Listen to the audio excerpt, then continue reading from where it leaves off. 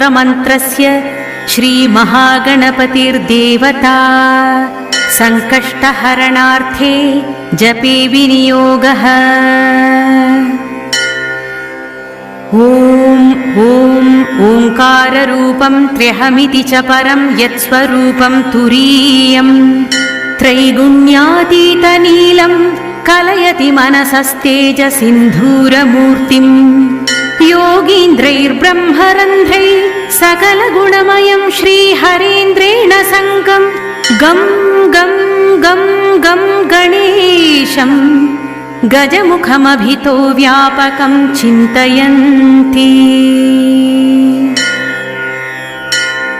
वं वं वं विघ्नराजं भजति निजभुजे दक्षिणे न्यस्तशुण्डं क्रं क्रं क्रं क्रोधमुद्रा